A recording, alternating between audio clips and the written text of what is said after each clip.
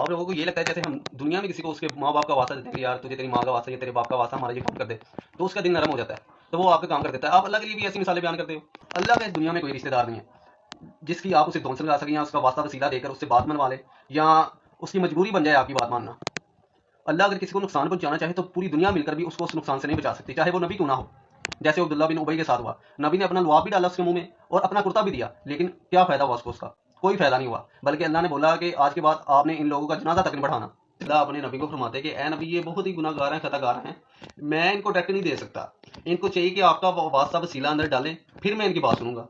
کہیں قرآن میں آپ کو ایسی کوئی بات نظر آئی ہے؟ بسم اللہ الرحمن الرحیم۔ ابھی آپ سن رہے تھے کیسے ایک شخص جو ہے وہ وسیلے کے بارے بات کر رہا تھا، اور معاذ اللہ کہتا اللہ اگر کسی نبی کو نقصان پہنچانا چاہے تو اسے کوئی نہیں بچا سکتا، جیسے عبداللہ ابن ابی کے ساتھ ہوا۔ یعنی بات ایک نبی کی کر کے آگے مثال ایک منافق کی دے رہا تھا۔ ایسا یعنی علم ہے کہ جو اسے اتنا گمراہ کر رہا ہے کہ اسے پتہ ہی نہیں چل رہا میں بات کیا کر رہا ہوں، تمہید کیا باندھ رہا ہوں، اور آگے مثال کیا دے رہا ہوں، اور پھر وسیلہ جو ہے اس پر کیسے جی اللہ تعالیٰ فرماتا جی اے نبی میں ان کو ڈائریکٹ دے نہیں سکتا، لہذا آپ کے وسیلے سے مانگے، یہ کریں وہ۔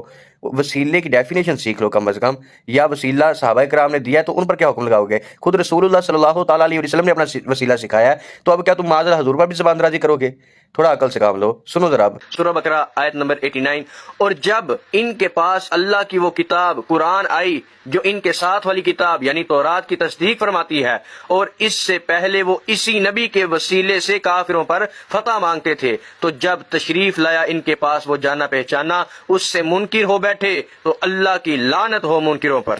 اسی آیت مبارکہ کی تفسیر دیکھیے، شان نزول امام الانبیاء صلی اللہ تعالیٰ علیہ وآلہ وسلم کی تشریف آوری اور قرآن کریم کے نزول سے پہلے یہودی اپنی حاجات کے لیے حضور پر نور صلی اللہ تعالیٰ علیہ وآلہ وسلم کے نام پاک کے وسیلے سے دعا کرتے اور کامیاب ہوتے تھے، اور اسی طرح دعا کیا کرتے تھے اللہم افتح علینا وانصرنا بالنبی الامی، یا رب ہمیں نبی امی کے صدقے میں فتح و نصرت عطا فرما۔ تو اب چلتے ہیں حدیث کی طرف۔ یہ روایت سنن ترمذی میں 3578 نمبر اور سنن ابن ماجہ میں بھی موجود ہے۔ ایک نبینہ شخص نبی اکرم صلی اللہ تعالیٰ علیہ وسلم کے پاس آیا اور کہا آپ دعا فرما دیجئے کہ اللہ مجھے عافیت دے۔ آپ نے فرمایا اگر تم چاہو تو میں دعا کروں، اور اگر چاہو تو صبر کیے رہو کیونکہ یہ تمہارے لیے زیادہ بہتر ہے۔ اس نے کہا دعا ہی کر دیجئے، تو آپ صلی اللہ تعالیٰ علیہ وسلم نے اسے حکم دیا کہ وہ وضو کرے اور اچھی طرح سے وضو کرے اور یہ دعا پڑھ کر دعا کرے۔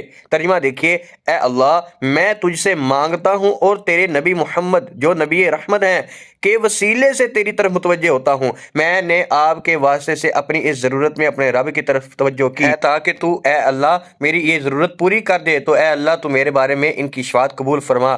رسول اللہ صلی اللہ تعالیٰ علیہ وسلم نے خود اپنی ذات کا وسیلہ سکھایا۔